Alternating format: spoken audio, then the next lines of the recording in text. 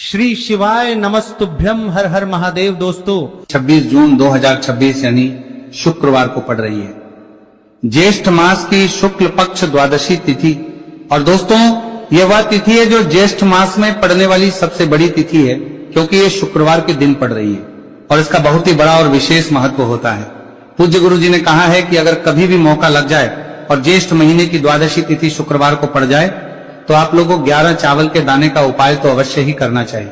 इन दोनों का संयोग बहुत ही कम आता है। इसी के साथ में गुरुजी ने अपने शिव पुराण कथा में बताया है कि इस दिन आपको 11 चावल दाने का उपाय तो आपको अवश्य ही करना चाहिए, क्योंकि ऐसा दिन पूरे साल में सिर्फ एक ही बार आता है। और दोस्तों आप सभी लोग जानते हो कि शुक्रवार द्वादशी तिथि का अगर सबसे बड़ा कोई उपाय है तो वह 11 चावल के दाने वाला उपाय है। तो दोस्तों इस शुक्रवार द्वादशी तिथि के दिन आप लोगों को इस 11 चावल दाने वाले उपाय को जरूर करना है। बहुत सारे लोग होंगे जिन लोगों ने इस उपाय को ना किया हो, मतलब पूरा साल निकल गया उन्होंने किसी भी दिन इस 11 चावल के दाने वाले उपाय को ना किया हो। पर दोस्तों आपके पास एक आखिरी मौका बचा हुआ है जो कि 26 जून शुक्रवार द्वादशी तिथि के दिन है।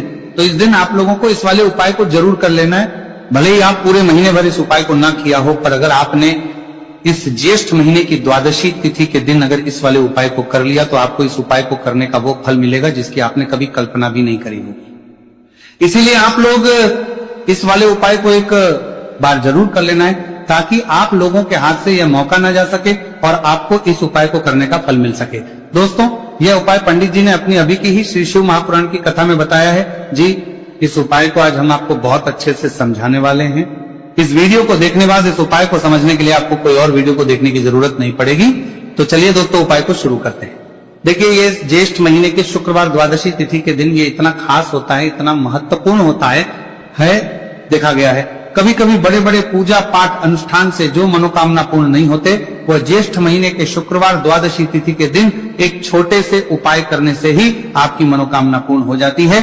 और बहुत सारे लोग इस उपाय को किया भी, आप इस देखा गया है और उनको इस उपाय को करने का फल भी जरूर मिला है। अगर आप लोग भी इस उपाय को करना चाहते हैं तो आप इस उपाय को पहले अच्छे से समझ लेना, सुन लेना, उसके बाद करना, आपको इस उपाय का फल जरूर मिलेगा। और इस उपाय को कर लेने से आपके घर में चाहे किसी भी प्रकार की दुहक और समस्या क्यों ना चल रही हो, आपको उसका कारण भी नहीं पता है कि भाई ये समस्या किसका कारण से चल रही है, उसका भी कुछ कारण हो सकता है, जैसे पितृदोष हो सकता है या किसी भी तरह का मंगल दोष भी हो सकता है। तो इस दिन आप लोगों को यह वाला उपाय कर लेना है। ये एक ऐसा उपाय है जिस उपाय को अगर किसी विशेष दिन पर किया जाए तो भाई उस विशेष दिन का जो है वह तो हमें मिलता ही मिलता है, पर हमने उस दिन पर इस उपाय को किया है तो हमें उससे भी बड़ा फल मिलता है और फल बहुत जल्दी मिलता है, क्योंकि आप इस उपाय को बहुत ही बड़े और विशेष पर कर रहे हो। तो चलिए अब उपाय के बारे में बात करते हैं, लेकिन उससे पहले आप लोगों को यह जानना आवश्यक है कि आखिर ये उपाय किस समय करना है, किसको करना है और कैसे करना है। तो चलिए हम आगे आपको वीडियो में एक एक करके बता देते हैं। लेकिन उससे पहले अगर आप लोग हमारे चैनल पर पहली बार आए हैं या फिर मेरी आवाज आज पहली बार सुन रहे हैं तो हमारे चैनल को सब्सक्राइब जरूर कर लेना और इस वीडियो को करके कमेंट बॉक्स में श्री शिवाय नमस्तुभयम ओम नमः शिवाय जरूर टाइप कर देना। तो दोस्तों इस 11 चावल के दाने वाले उपाय को हमें इस शुक्रवार द्वादशी तिथि के दिन कैसे करना है, किसको करना है, किस समय करना है और कहां पर करना है, ये सारे सवालों के जवाब आपको इस वीडियो में मिल जाएंगे। और जो ये वीडियो देखेगा भाई उसको 11 चावल के दाने वाला उपाय जरूर करना चाहिए, क्योंकि इस दिन एक चावल के दाने का बहुत ही बड़ा और विशेष महत्व होता है। और जब बात आ जाए 11 चावल के दाने की तो ये सोने पर सुहागा वाली बात हो जाती है और ये एक बहुत ही बड़ा उपाय हो जाता है इस शुक्रवार द्वादशी तिथि का। तो अब दोस्तों इस 11 चावल के दाने वाले उपाय को आखिर करना किसको है, सबसे पहले हम लोग वो बात जान लेते हैं। तो देखो घर की जो बड़ी माताएं बहनें होती हैं, उन माताओं बहनों में से कोई भी एक बड़ी माता बहन इस वाले उपाय कर सकती है। और दोस्तों अगर आप चाहे तो अपने घर में से सभी सदस्यों को भी इस उपाय को करवा सकते हैं। अगर किसी व्यक्ति की खुद की कोई मनोकामना है, खुद की कोई दुख और परेशानी है जो कि वो अपने लिए ही करना चाहता है, इस वाले उपाय को तो वो खुद अपने लिए भी कर सकता है। बाकी अगर कोई घर में से ऐसा है जो कि अपने पूरे घर परिवार की सुख और शांति के लिए ये वाला उपाय करना चाहता है तो भाई वो भी कर सकता है, उसमें भी कोई दिक्कत वाली नहीं है।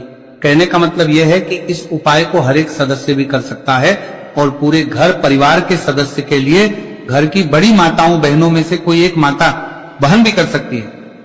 माताएं बहनें अगर घर में उपस्थित ना हो या वह ये वाला उपाय ना कर पा रही हो तो फिर घर का कोई बड़ा सदस्य भी इस 11 चावल के दाने वाले उपाय को कर सकता है, चाहे फिर वह पुरुष ही क्यों ना हो, उसमें कोई भी दिक्कत वाली बात नहीं है। अब दोस्तों इस 3 बल के दाने वाले उपाय को हमें करना कहां पर है? हमें इसे शिव जी के मंदिर में जाकर करना है। बहुत सारे लोग प्रश्न करते हैं हर एक उपाय को करते समय क्या हम इस उपाय को घर पर कर सकते हैं? तो इस वाले उपाय को आप घर पर नहीं कर सकते हो। इस वाले उपाय को करने के लिए आपको शिव जी के मंदिर ही जाना पड़ेगा। उसके बाद में दोस्तों जो अगला प्रश्न निकल कर आता है वह ये आता है इस उपाय को लेकर कि आखिर इस उपाय को हमें किस समय करना है, सुबह के समय करना है कि शाम के समय करना है? तो देखो इस वाले उपाय को आप लोग सुबह के समय भी कर सकते हो और शाम के समय प्रदोष काल में भी कर सकते हो। अब अगर आप पूछो कि भाई साहब सबसे उत्तम समय कौन सा रहेगा इस 31 चावल के दाने वाले उपाय को करने का, तो हम आपसे बस यही कहेंगे कि इस उपाय को आप सुबह के समय करेंगे तो ज्यादा बेहतर होगा। बाकी अगर प्रदोष काल शाम के समय भी करेंगे तो भी अच्छा होगा, उसमें कोई भी दिक्कत वाली बात नहीं।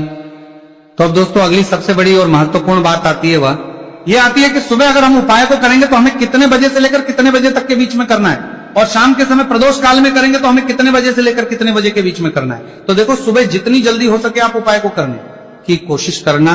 बाकी अगर किसी कारणवश लेट भी हो जाओ थी, देर भी हो जाए तो 10 या 11 बजे तक भी आप उपाय कर लेना, पर 12 बजे से ज्यादा देरी ना हो, ठीक है, इस बात का ध्यान रखना। उसके बाद में दोस्तों अगर शाम के समय प्रदोष काल की बात करें, प्रदोष काल का जो समय है होता है वह शाम के 6 बजे से शुरू हो जाता है। मतलब शाम के 6 बजे से लेकर 7 बजे के बीच का जो समय होता है यह समय प्रदोष काल का समय होता है। पर अभी जो मौसम चल रहा है इस मौसम में जो है शाम बहुत देरी से होती है, तो आप इस उपाय को 7 या 8 बजे के बीच में भी कर सकते हो।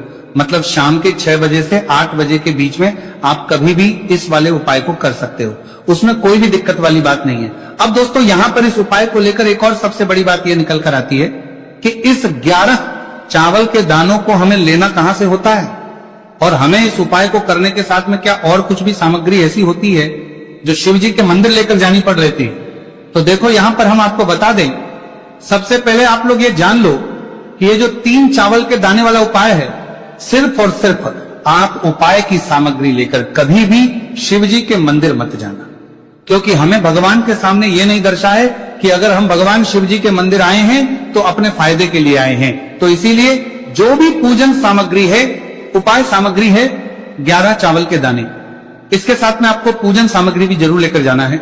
देखो अगर सुबह के समय उपाय कर रहे हो तो सीधी सी बात है 1 लोटा जल तो आप लेकर जाओगे ही जाओगे। वही 1 लोटा जल अगर मिट्टी का जल हो तो बहुत अच्छा रहेगा। मिट्टी का जल कैसे बना आता है इसके लिए हमने पहले से बहुत सारी वीडियोस बना दी है आपके पास। इस दिन एक आखिरी मौका रहेगा मिट्टी का जल शिव जी पर चढ़ने का और उपाय को करने का, बहुत बड़ा आपको इस दिन फल मिलेगा। तो इसीलिए इस दिन हो सके तो भाई मिट्टी का जल चढ़ाना, तो अपने साथ में कम से कम 1 लोटा जल तो आपको लेकर जाना ही जाना है। अगर मिट्टी का जल नहीं है तो घर का जल भी आप इस्तेमाल कर सकते हो। इसके अलावा जो भी पूजन सामग्री है, देखो 11 के दाने ये अलग आपके रहेंगे और जो आपकी पूजन सामग्री रहेगी वो अलग रहेगी। पूजन सामग्री में आप जो भी चीज लेकर जाना चाहे वो लेकर जा सकते हैं, एक बेलपत्र भी लेकर जा सकते हैं, उसमें कोई भी दिक्कत वाली बात नहीं है। वहीं अगर हम बात करें शाम के समय की, तो शाम के समय शिव जी पर जल नहीं चढ़ता है, इसीलिए शाम के समय आप लोग एक दीपक तैयार कर लें जो कि गोल तीखा आटे का, शुद्ध देसी गाय का घी का होगा, है ना। इस बात का आप लोगों को ध्यान करना है और इस दीपक को आपको घर से जलाकर नहीं लेकर जाना, भगवान शिव जी के मंदिर में जाकर ही जलाना है। इस बात का